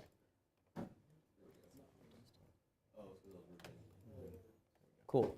So now. Now we're done close in here. it, Yep. Check and see if it. Hit 6. And there it is. It's on there. Now we're previewing the image on the model. And that's looking pretty great. Yeah.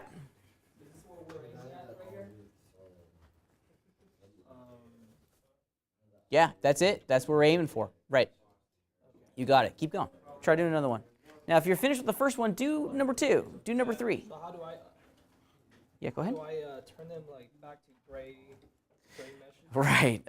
So when you hit 6, we're previewing the textures. These don't have textures, so just showing up black. 4 or 5 just smooth shades it. Perfect. Yep. Ah. Yeah. So, it wasn't letting me clip the thing on for some reason. I went back and cut it, and now I unfolded it and it did this. Okay, good. Let's select it and see what's going on. The,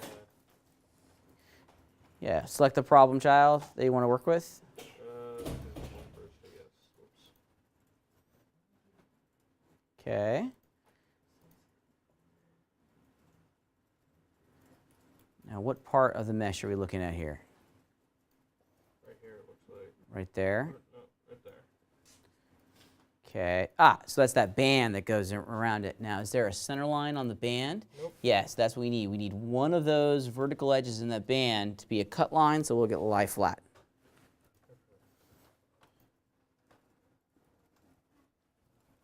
Yeah.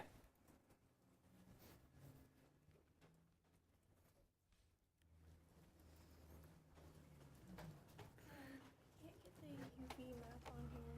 Let's do it. Yep. Should I just open this? All right. And then what we want to do, we want to hit that middle one. There you go. So, Select your Lambert one, and then hit the middle one. Voila. Okay, cool. yeah, and then. Now you got it. Okay, good. Alright, so, What you got? I got this so far. Good. What else am I supposed to do? Okay. So now let's test it. Let's put that image on there. Okay, so, Close out of the editor. We don't need that for the moment. Now we're going to open up the Hypershade again. Select your Lambert. And now graph it. this one? That's the one. Okay. Now it's already selected. See how the label's green? That means it's selected in comparison to the white ones. Okay. Okay. Color channel. Click on the little checker. Yep, you got it. Yep, file. You had it right. Where's oh, right here. That's the one. Now, when it gets loaded, it's automatically selected. So there it is. Yep. Find that image. That's on my desktop. Open. Yep. You got it. Now close that out of the Hypershade. We don't need this anymore. And then hit the 6 key on your keyboard. There it is. Now the texture's on there. You can evaluate how you've done. Yes, sir. What you got? How do you, so I have the object selected, how do you bring it back onto the UV map? Like I have it selected, and then I'm trying to bring it onto the UV map. Well, we don't have any UVs for the object. Yeah, I went to generate, I went to cut and sew UVs. No. Yeah, you got to, the first stage, cut and sew is only going to edit existing UVs. You need to create UVs first. So go back into your UV editor for a second. Okay. And then go to the create section there. Yeah, you can do automatic, cylindrical. Boom, now we have UVs. And now the cut and sew will work. Didn't you say the shortcut was the Q key? Q key is the selection tool. Oh, selection. Okay. Yeah. That's what I was doing. So I added one cut, Uh-huh. and I hit fold and it fixed everyone. Great. Which, I don't know why, but Well, maybe it's an algorithm, right? So it was just missing that one little variable in the algorithm, or that the algorithm needed to give us the result that we're after. add this in. Yeah. Now, what I would cool. There it is. It Last works. question. Yeah. So why when I made it UV, it automatically colored all the edges different? Well, if you look, yeah, because it already the colors are representations of the different UV shells. Okay. So if you hit the Q key, get out of the tool. Okay. And go back into your UV editor. Okay. See how we have a whole bunch of individual pieces now? Each piece is its own color. Yes, but why did it automatically do that? I didn't have to do anything. Yeah, because you use the automatic creation engine. Oh. Yeah. Yeah.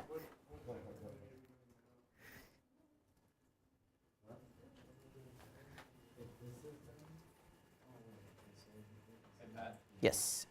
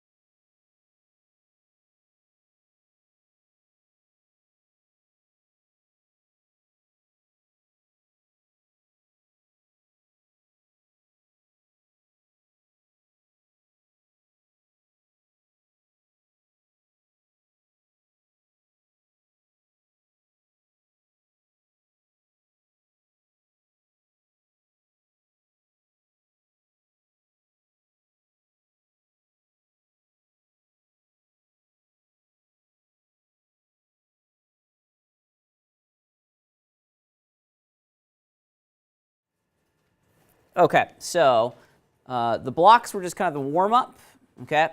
I want you guys to start looking at the organic process a little bit more. So now, this is the male bust project file that was on Canvas, okay? So how we approach UV mapping organic characters is similar, but there's a little bit of a strategy that you have to play here. I think it was Meredith that just said it. We're almost making those like rubber masks that you see at Halloween, okay? If you think about it, in order to get a rubber mask over your head, there's got to be a seam running up the back that allows you to like stretch open the rubber mask, then bloop, pop it on, okay? We're doing almost that exact same thing, but we need to be mindful of a couple important landmarks, okay? First and foremost, the collarbones. That's an important landmark for us because most folks, you know, if you think about it, when you put clothing on them, there's going to be a natural transition right around the collar, okay? As our neck goes into a shirt or a blouse or armor or whatever, right? That's a good place for a seam, okay? It's likely going to get covered up by something else, so it's a good place for a seam. In addition, we also need to be mindful. So let's just add that seam in here real fast, okay?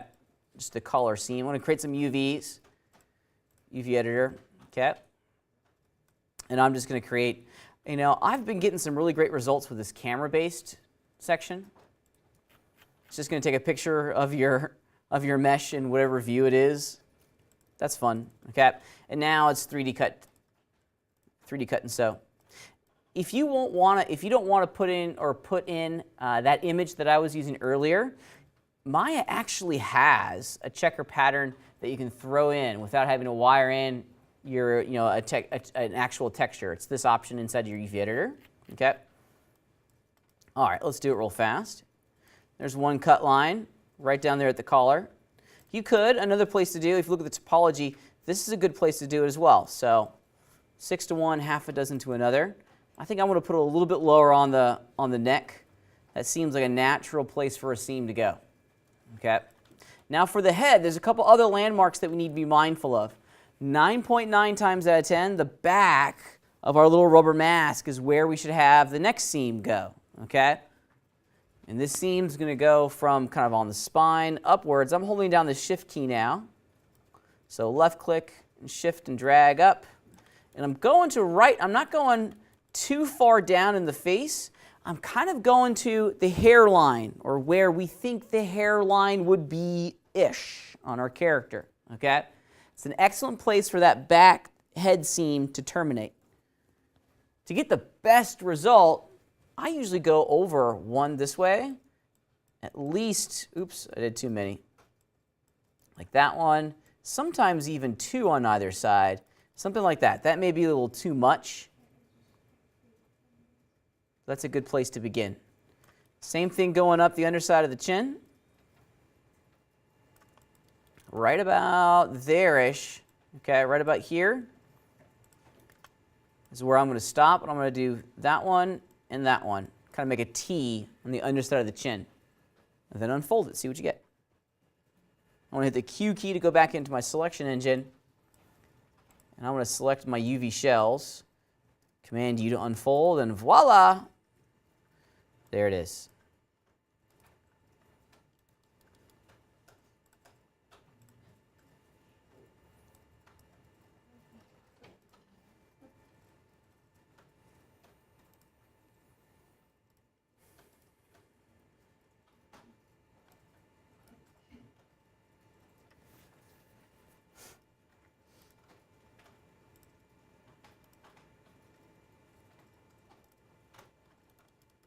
And that's pretty good.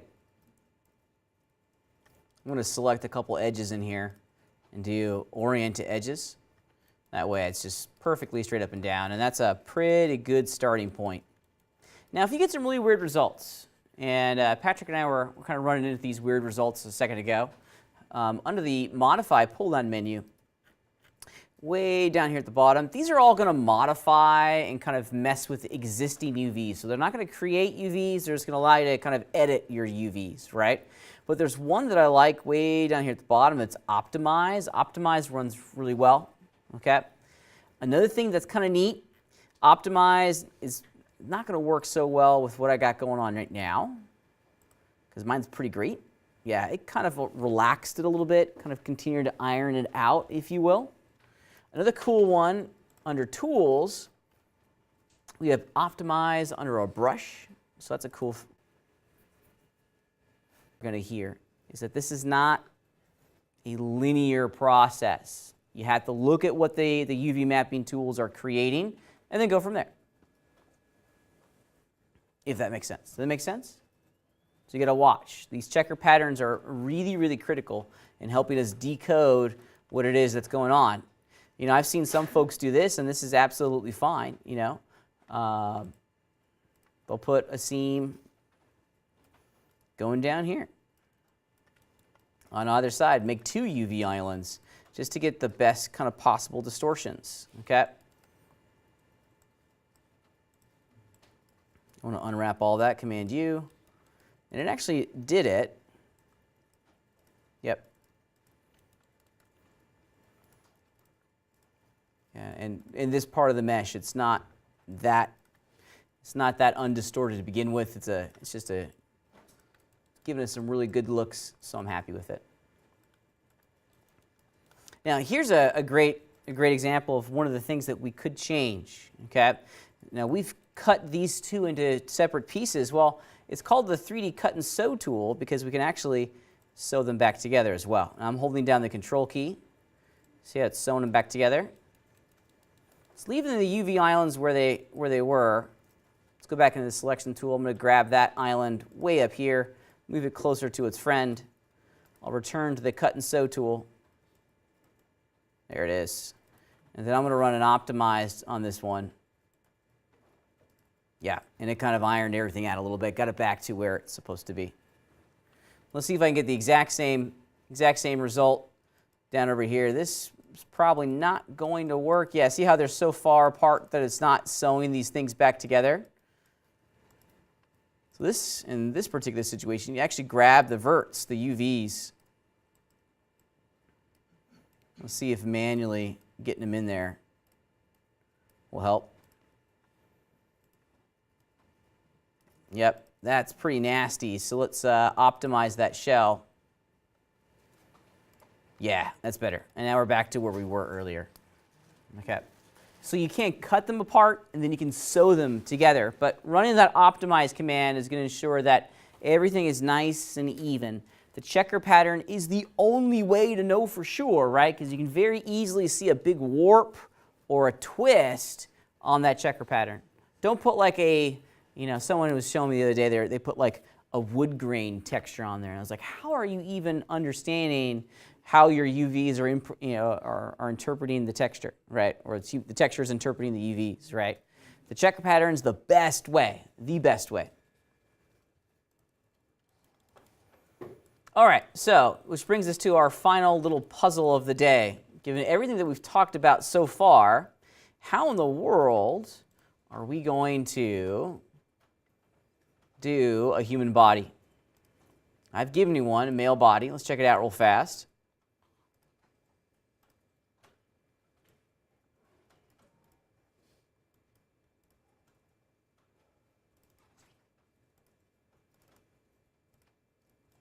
All right, so how are we going to do a male body? What are the strategies? What is the thinking behind creating UV maps for this entire character? Where should we be thinking to place the seams just right off the bat? Logically, I want to put a number of the seams in the same places that we put seams for retopologization. I like it. And so take some cues from your retopologizing section, absolutely. Where are other natural places for seams? Bingo, absolutely, absolutely. Okay, I like it where we naturally have joints, where we'd see a natural transition between two different objects, the collar of a shirt, the end of the neck and the beginning of the torso, the end of the torso and the beginning of the arm. So this is a great place for a seam because the most of that seam is going to be hidden by the armpit. Good place to hang out. Okay.